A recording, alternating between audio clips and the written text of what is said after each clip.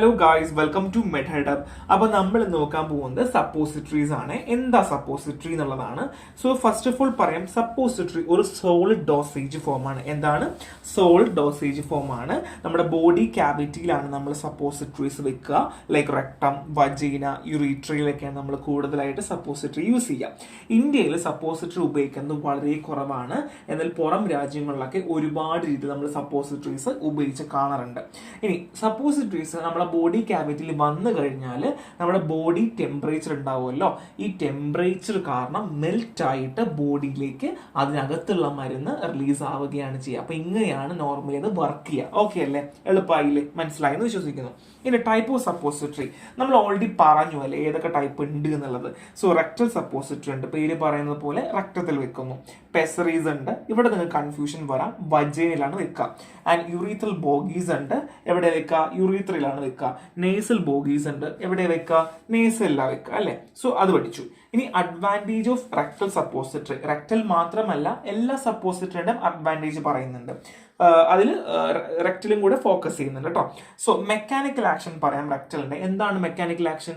അതായത് ഇപ്പൊ എക്സാമ്പിൾ ചില ആൾക്കാർക്ക് ഈ മലബന്ധം ഉണ്ടാവും, അല്ലെങ്കിൽ മല തടസ്സം ഉണ്ടാവുമല്ലോ, അവർക്കൊക്കെ നമ്മൾ എന്ത് ചെയ്യാറുണ്ട്? ഈ ഇവാക്വേഷൻ നടത്താൻ വേണ്ടി, ബവൽ ഇവാക്വേഷൻ നടത്താൻ വേണ്ടിയിട്ട് നമ്മൾ സപ്പോസിറ്ററി കൊടുക്കാറുണ്ട് എന്നുള്ളതാണ്. പിന്നെ അവിടെ ലൂബ്രിക്കേഷൻ കൊടുക്കുന്നത് കൊണ്ട് അത് റിമൂവ് ആയി പോവുകയാണ് ചെയ്യുക.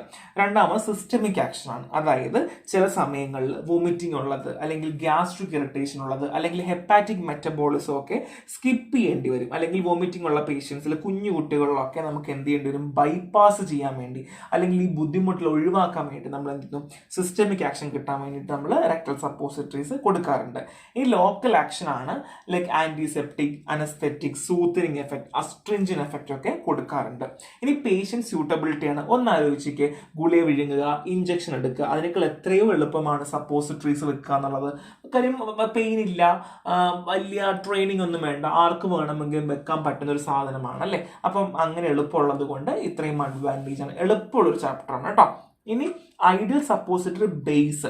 ഒരു സപ്പോസിറ്ററി എന്ന് പറയുന്നത് ഒരു ആക്റ്റീവ് ഇൻഗ്രീഡിയന്റ്, അത് മരുന്ന്. ഇപ്പൊ എക്സാമ്പിൾ പാരസെറ്റമോൾ ഉണ്ടായിരിക്കും, അതിന്റെ കൂടെ ഒരു ബേസ് ഉണ്ടായിരിക്കും. ആ സപ്പോസിറ്ററി അങ്ങനെ തന്നെ ഇരിക്കണമെങ്കിൽ ഒരു സാധനം വേണ്ടേ? ആ സാധനമാണ് നമ്മൾ ബേസ് എന്ന് പറയുക കേട്ടോ. ഇപ്പൊ എക്സാമ്പിൾ പറയുവാണെന്നുണ്ടെങ്കിൽ നമ്മൾ ഈ മെഴുകുതിരി അല്ലെ, മെഴുകുതിരിയിൽ മെഴുകുമുണ്ട്, തിരിയുമുണ്ട്. അപ്പൊ തിരി എന്ന് പറയുന്നത് മരുന്നും, മെഴുക് എന്ന് പറയുന്നത് ആ തിരിനെ പിടിച്ചു നിർത്താനോ അല്ലെങ്കിൽ കത്തിക്കാനോ സഹായിക്കുന്ന സാധനമാണ്. അങ്ങനെ വിചാരിക്കുക, അതാണ് സപ്പോസിറ്ററി. ഇനി melting point. Proper melting point വേണ്ടേ? ബോഡിയിൽ ടെമ്പറേച്ചറിൽ ആ ഒരു ഇതിൽ മരുന്ന് റിലീസ് ആവണം അല്ലെ. അപ്പൊ അതുകൊണ്ട് പ്രോപ്പർ ടെമ്പറേച്ചർ അത്യാവശ്യമാണ്. ഡ്രഗ് റിലീസ്, പ്രോപ്പർ ആയിട്ടുള്ള ഡ്രഗ് റിലീസ് ആവണം അല്ലെ. സ്റ്റെബിലിറ്റി, പ്രോപ്പർ സ്റ്റെബിലിറ്റി ആവശ്യമാണ്. കോമ്പാക്റ്റബിലിറ്റി, അതായത് നമ്മളിപ്പോൾ എക്സാമ്പിൾ തന്നെ മരുന്നും ഈ ബേസും വെക്കുന്നുണ്ട്. അപ്പൊ ബേസ് കയറി മരുന്നൊന്നും ചെയ്യാൻ പാടില്ല, അല്ലെങ്കിൽ മരുന്ന് പ്രോപ്പറായിട്ട് അബ്സോർബ് ചെയ്യാൻ വേണ്ടി ഫെസിലിറ്റേറ്റ് ചെയ്യണം അല്ലെ. അപ്പൊ കോമ്പാക്റ്റബിലിറ്റി വളരെ അത്യാവശ്യമായ ഒരു കാര്യം കൂടെയാണ്. ഇനി ഫാറ്റി സപ്പോസിറ്ററി ബേസുകളുടെ എക്സാമ്പിൾസ് ആണ്. ഇനി നമ്മൾ ഓരോന്നിന്റെ എക്സാമ്പിൾ പഠിക്കും. അതിൽ ഫാറ്റി സപ്പോസിറ്ററി ബേസിനെ പറ്റി പറയാൻ പോവാണ്. അതിൽ ഫസ്റ്റ് വൺ ഈസ് തിയോബ്രോമ ഓയിൽ. ഒരുപാട് പേര് കേട്ടിട്ടുണ്ടാവും തിയോബ്രോമ ഓയിൽ. സോ ഇതൊരു കൊക്ക ബട്ടർ ആണ്, അല്ലെങ്കിൽ കൊക്ക ബട്ടറിനാണ് നമ്മൾ തിയോബ്രോമ ഓയിൽ എന്ന് പറയാം. അതൊരു കോമൺ ഫാറ്റി ബേസ് ആണ്. നമ്മളെ ബോഡിയിൽ ടെമ്പറേച്ചർ വരുമ്പോൾ മെൽറ്റ് ആയി പോവുകയാണ് ചെയ്യുക. അഡ്വാൻറ്റേജ് പറയുവാണെങ്കിലോ പെട്ടെന്ന് മെൽറ്റ് ആവുന്നു. പിന്നെ മിസിബിൾ വിത്ത് മെനി ഇൻഗ്രീഡിയൻറ്റ്, എല്ലാ ഇൻഗ്രീഡിയൻറ്റുമായിട്ട്. ഇപ്പൊ നമ്മൾ ഒരു കമ്പാരിറ്റീവ്ലി ഒരു 90% ഇൻഗ്രീഡിയൻറ്റുമായിട്ട് മിസിബിൾ ആണ് എന്നുള്ളതാണ്. ആൻഡ് നോൺ ഇറിറ്റന്റ് ആണ്, വലിയ ബുദ്ധിമുട്ടൊന്നും കാണിക്കില്ല. നെക്സ്റ്റ് വൺ സിന്തറ്റിക് ഫാറ്റ് ആണ്. So example vegetable oil, palm oil and arachis oil ആണ്. അപ്പൊ നിങ്ങൾ ആലോചിക്കും, ഓക്കെ ഇതൊക്കെ എങ്ങനെയാ സിന്തറ്റിക് ഓയിൽ ആവുന്നത്? ഇത് ഹൈഡ്രോജനേറ്റഡ് ആണ് കേട്ടോ. Hydrogenated vegetable oil like palm or arachis oil ആണ് വരിക കേട്ടോ.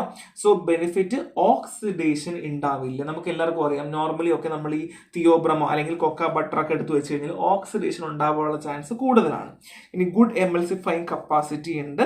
ഇവിടെ ലൂബ്രിക്കന്റിന്റെ ആവശ്യം, നമുക്ക് ഈ ഉണ്ടാക്കുന്ന ഒരു മോൾഡ, ലിപ്സ്റ്റിക് ഒക്കെ ഉണ്ടാകാനുണ്ടല്ലേ, നമ്മൾ ഒരു ഇത് അച്ഛനകത്ത് ഒഴിച്ചു വെക്കുക ചെയ്യുക. അപ്പൊ അതേപോലെ നമുക്ക് ഇതിനകത്ത് മോൾഡിന്റെ ഒന്നും ആവശ്യം നമുക്ക് വരുന്നില്ല എന്നുള്ളതാണ്.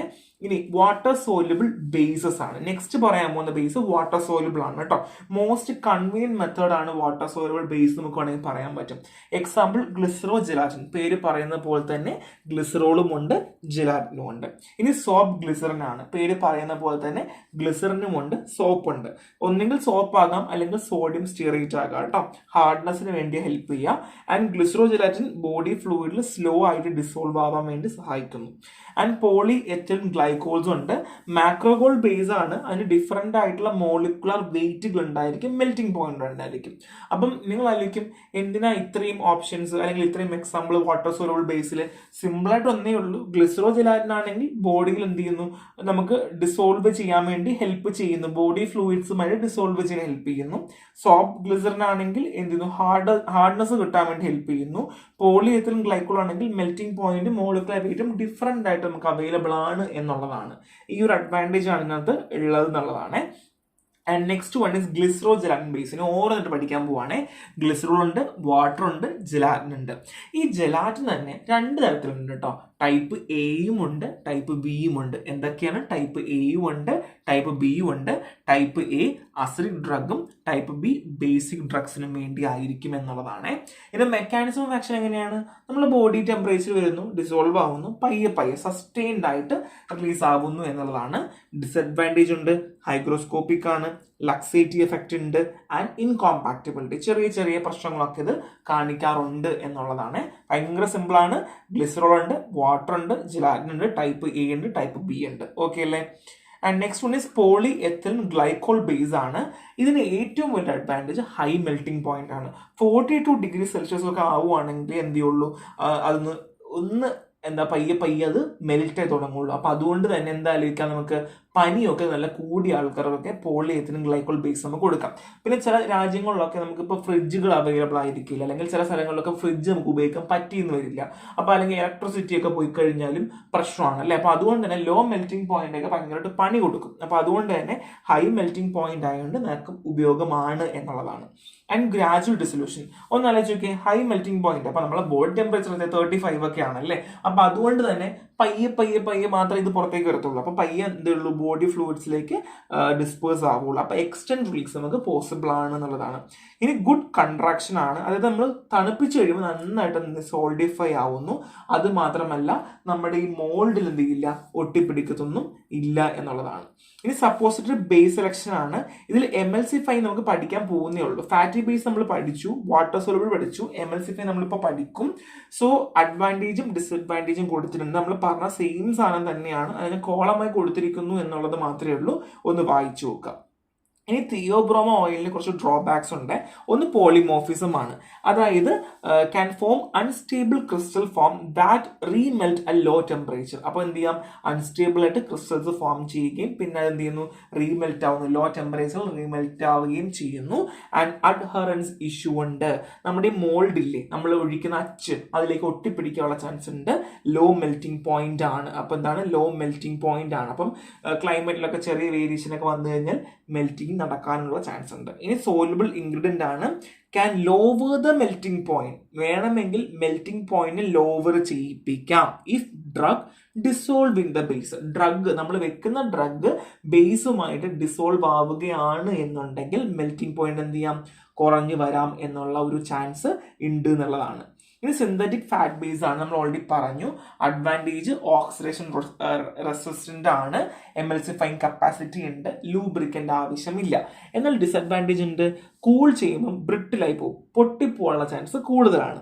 ഇനി ഹൈ വരുന്നത് ഹയർ സെഡിമെന്റേഷൻ റേറ്റ് ആണ്, അതായത് നമുക്ക് സെഡിമെന്റേഷൻ റേറ്റ് കൂടുതലാണ്. അപ്പം ഈ രണ്ട് കാര്യങ്ങൾ നമുക്ക് റിസോൾവ് ചെയ്യാൻ ഒരു വഴി ഞാൻ പറഞ്ഞിട്ടെ, അതായത് ബ്രിട്ടിൽനെസ് കുറയ്ക്കാൻ വേണ്ടി പോളിസോർബിറ്റേറ്റ് ആഡ് ചെയ്യുക.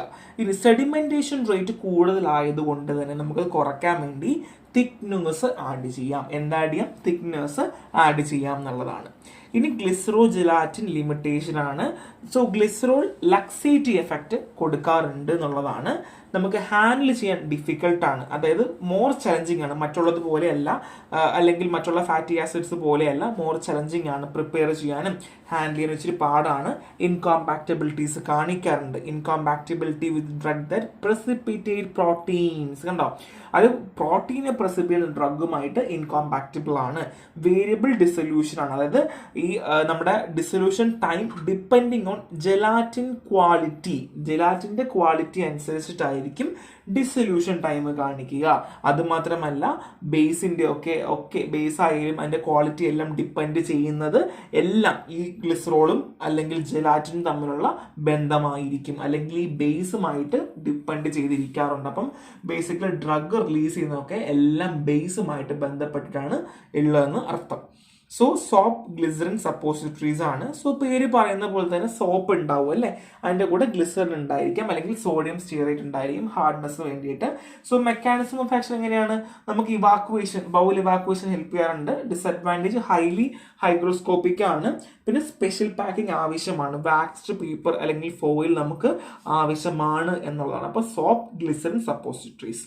ഇനി മാക്രോഗോൾ ബേസ് ഫോർമുലേഷൻ ആണ്. So next one is macrogol base formulation പറയാൻ പോകുന്നത്. ഇനി മാക്രോഗോൾ ബേസ് ആണ്. സോ ഇൻഗ്രീഡിയൻസും എക്സാമ്പിളും പർപ്പസ് ഞാൻ കൊടുത്തിട്ടുണ്ട്. Low MWPEG, medium MWPEG, high MWPEG and water. അതിന്റെ എക്സാമ്പിൾസ് ഞാൻ കൊടുത്തിട്ടുണ്ട്, എല്ലാം പഠിക്കാം. മാക്രോഗോൾസ് 400, 1000, 3000, 350, അപ്പൊ അങ്ങനെ ഞാൻ കൊടുത്തിട്ടുണ്ട്, പേർപ്പസും കൊടുത്തിട്ടുണ്ട്. അത് പറ്റുന്നതൊക്കെ പഠിച്ച് എടുക്കാം. നെക്സ്റ്റ് വൺ ഇസ് മാക്രോഗോൾ ബേസിന്റെ അഡ്വാൻറ്റേജ് ആണ്. ഒന്ന് ഹൈ മെൽറ്റിംഗ് പോയിന്റ് ആണ്, എബോ 42 ആണ്. അപ്പോൾ ഓൾറെഡി അറിയാം എന്തിനാ ഉപയോഗിക്കുന്നതെന്ന്. ഗ്രാജുവൽ ഡിസൊല്യൂഷൻ തന്നെയാണ്. ഗുഡ് കോൺട്രാക്ഷൻ, അതായത് തണുക്കും തോറും നന്നായിട്ട് കൺട്രാക്ട് ചെയ്യാറുണ്ട്. ഗുഡ് സ്റ്റെബിലിറ്റി ആണ്. നമുക്ക് മെൽറ്റിംഗ് പോയിന്റ് കൂടുതലായതുകൊണ്ട് തന്നെ അങ്ങനെ പെട്ടെന്ന് പൊട്ടിയൊന്നും പോകത്തില്ല, അല്ലെങ്കിൽ മെൽറ്റി ഒന്നും പോകത്തില്ല എന്നുള്ളത് ഒരു അഡ്വാൻറ്റേജ് തന്നെയാണ്. നമ്മൾ നോക്കാൻ പോകുന്ന എമൽസിഫൈങ് സപ്പോസിറ്ററി ബേസ് ആണ്. ബേസിക് ആയിട്ട് ഞാൻ പറഞ്ഞുതരാം. അക്വസ് ഡ്രഗ് സൊല്യൂഷനെ സപ്പോസിറ്ററീസ് ആക്കുന്നു, ഇതാണ് മേജർ കാര്യം.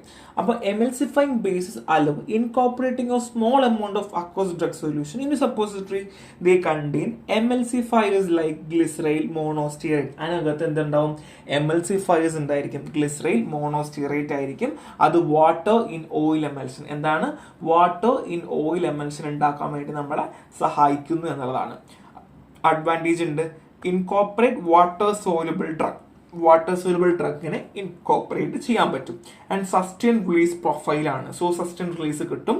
ഡിസഡ്വാൻറ്റേജ് ഉണ്ട്. ഇത് മാക്രോഗോൾസ് അല്ല, എമൽസിഫൈങ് സപ്പോസിറ്ററി ആയതുകൊണ്ട് തന്നെ ഒരു അക്വസ് ഡ്രഗ് സൊല്യൂഷനിലാണ് സപ്പോസിറ്ററി മാറ്റുന്നത്. സോ അതുകൊണ്ട് ഒരു കോംപ്ലക്സ് ഫോർമുലേഷൻ ആണ്. ആൻഡ് പൊട്ടൻഷ്യൽ ഇൻസ്റ്റബിലിറ്റി ഉണ്ട് എന്നുള്ളതും ഒരു പ്രശ്നം തന്നെയാണ്. ഈ സപ്പോസിറ്ററി മാനുഫാക്ചറിങ് എങ്ങനെ സപ്പോസിറ്ററി ഉണ്ടാക്കുക?